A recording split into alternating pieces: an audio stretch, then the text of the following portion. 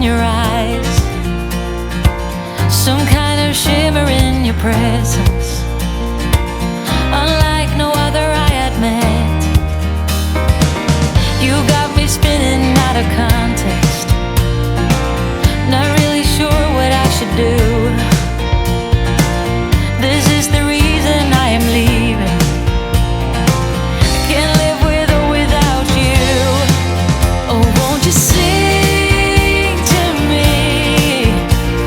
There ain't no other way but to sing to me, as simple as I say.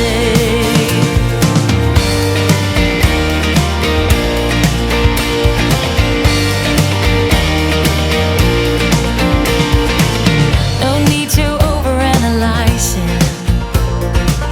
We grew apart more every day. When times get rough, I try to tell you we need to fight in every way. No hugs, no kisses could protect us. Finally, I'm sitting down and I can film this video for you guys. So before we get into today's video, I just want to explain that it is going to be a little bit different. I know I started out this video kind of like vlog style. I was gonna vlog today, but I'm just so bored without my kid. My kid's at school, there's nothing to vlog, I have nowhere to go. I really have nothing to talk about other than the fact that things are different. If you didn't notice, my hair is different. Do you guys see this? My hair is dark. I feel so much better that my hair is back to my natural color because blonde is so hard to keep up with, and I feel like my hair turns super brassy super fast. And when you're pregnant, your hair grows like extremely fast. I don't know about you guys, but my hair grows very fast, very long. So my hair's growing crazy, and just roots and me, I hate the look of roots. I don't like it at all.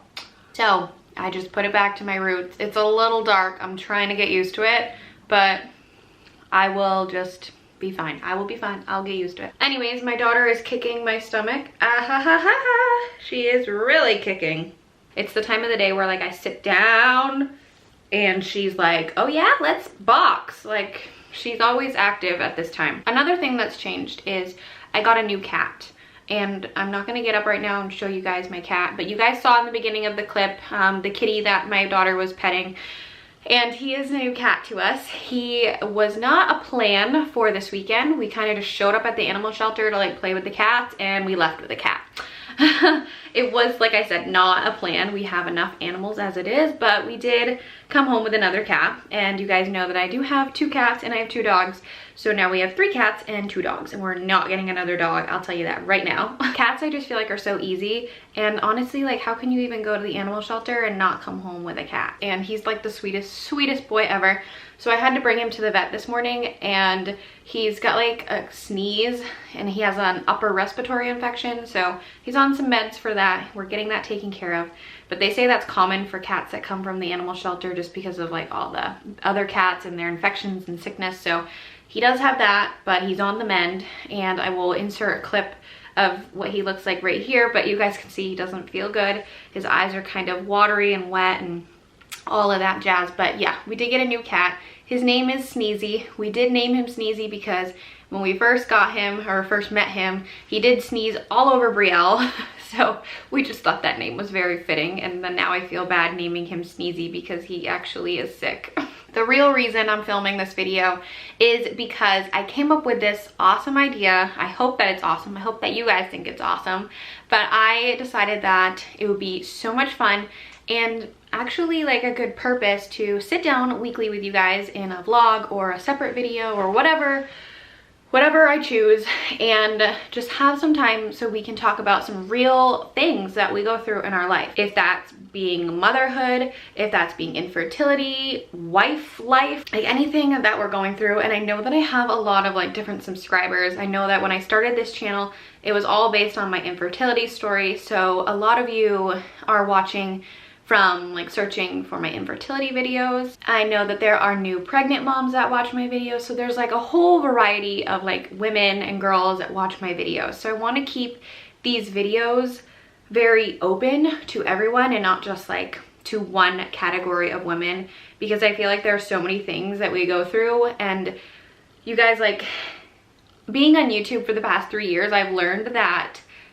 everything is trying to be perfect, or everyone tries to put out this like perfect life, and honestly, like, it's not. Life is not perfect. We all go through things, we all fight, we all cry, we all have emotions, and I just want these videos to be real and raw and like kind of show you guys that life isn't always perfect, and we have a right to cry and feel sad and go through these things and not have to be perfect all the time. Since I've been through a lot of stuff, like with my infertility journey and just being like a mom and a stepmom and now a wife, I've been through a lot in my life, and I figured it would be good if we could just sit down for like a half hour with some tea, call these some tea talks. I don't know if you guys like that. I think that's cute.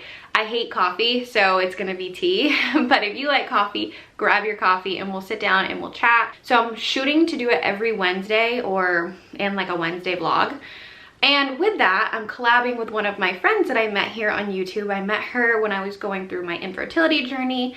She had just lost a baby and I had lost a baby, and we just connected. We knew each other's feelings and became friends. We're both moms. She has her rainbow baby now. She actually has 2 little girls, so she's a girl mom just like I am. And she's gonna be posting a video on her channel, I hope every Wednesday, of either like mom things or, you know, infertility, any of that she will be doing on her channel as well. So after you're done watching this, go ahead and check out her channel. I will leave her linked in the description box. You guys won't regret it. She really does make a really good day in the life videos, something that I am not very good at. But without further ado, this week, starting off my whole tea talks, I'm talking about the effects of infertility. So I guess when I hear the words effects of infertility, I think of like a lot of sadness. My journey with infertility was not easy. I will say that probably the first year that I experienced infertility, I was alone. And when I mean alone, I meant like my husband really wasn't on board. He wasn't really supportive, and you know, I don't say that to bash him or anything, you know, that's not what I want this to be, but I think the first like year that we were trying for a baby, he was kind of like, it'll happen when it happens, and like, you're stressing about it, you know, just those things. And I get that, because men aren't as emotionally like there as we are, I feel like. So I was kind of just doing it on my own, and I wasn't using OPKs. I was just banging all the time and just hoping and praying. But then like after 6 months, I'm like, what the hell? Like, it's still not happening, and I don't get it. And we're doing everything that we can.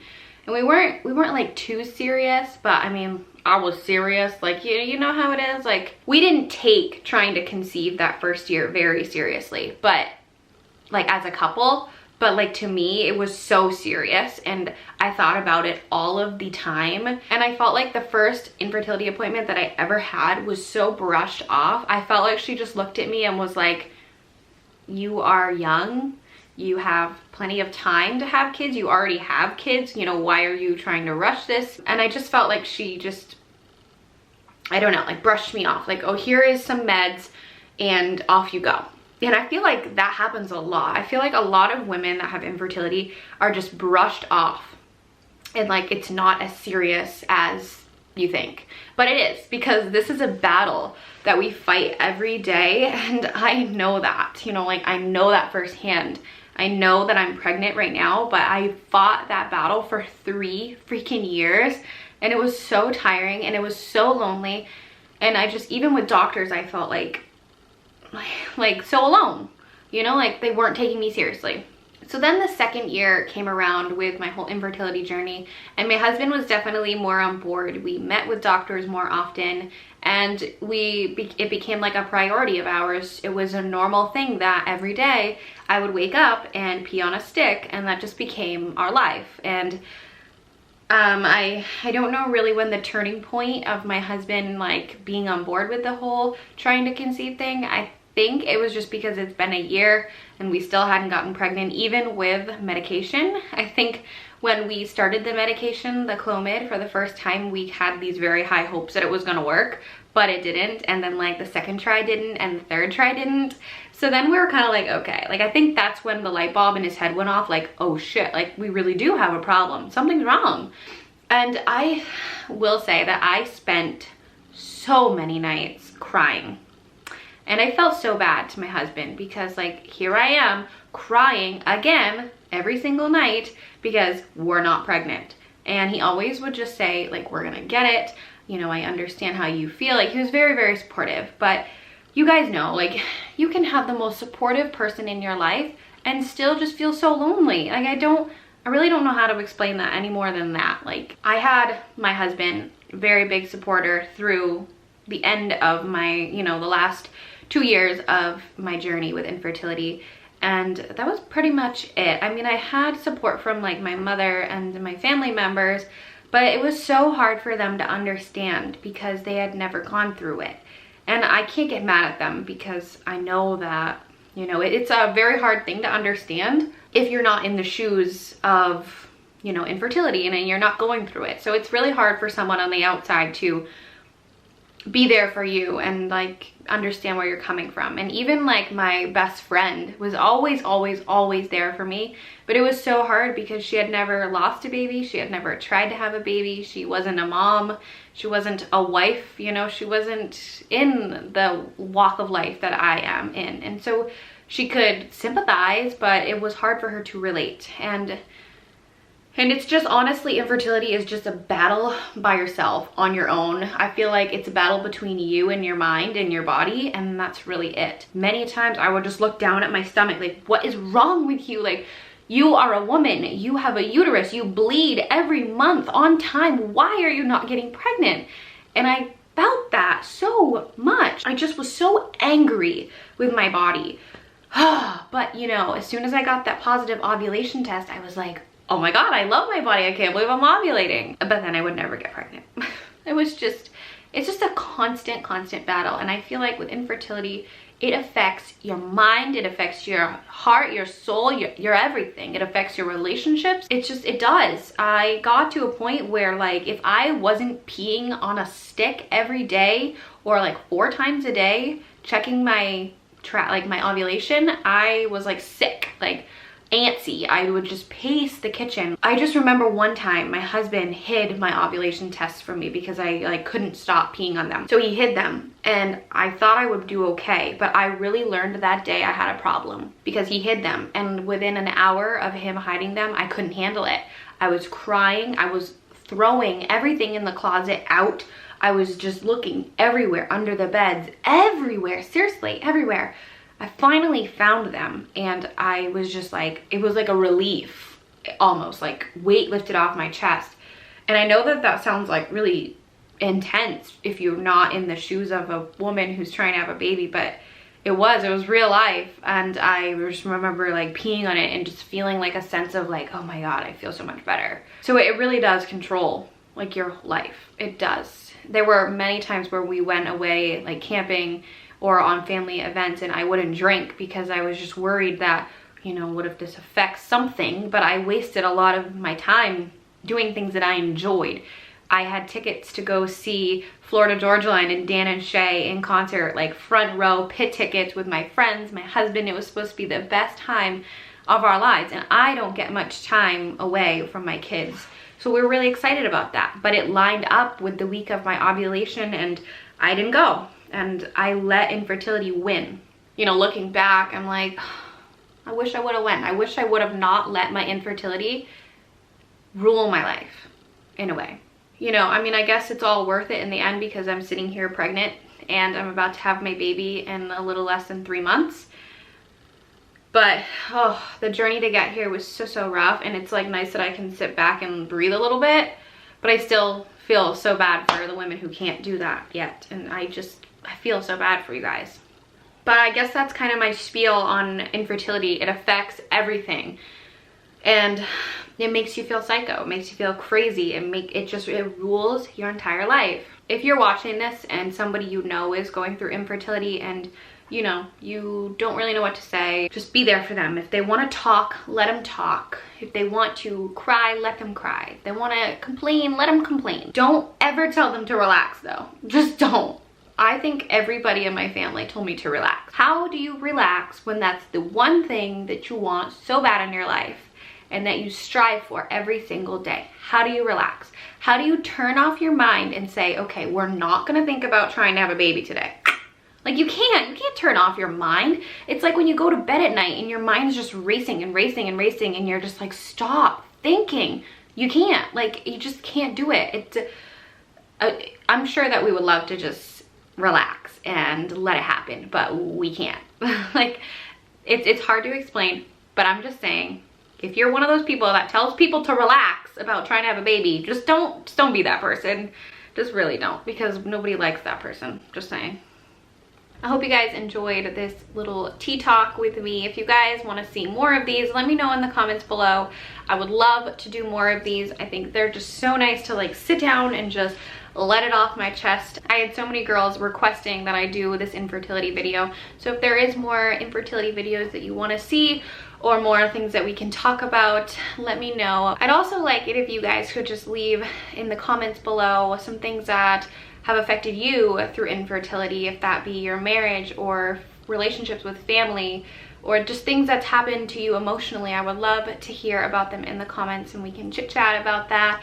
But I am really anxious to be sharing this like raw and real side to life, not always being perfect. Thank you guys for watching, and don't forget to check out my friend Frankie's video on her channel. I will leave it down in the description box, and I will see you in my next video. Bye guys.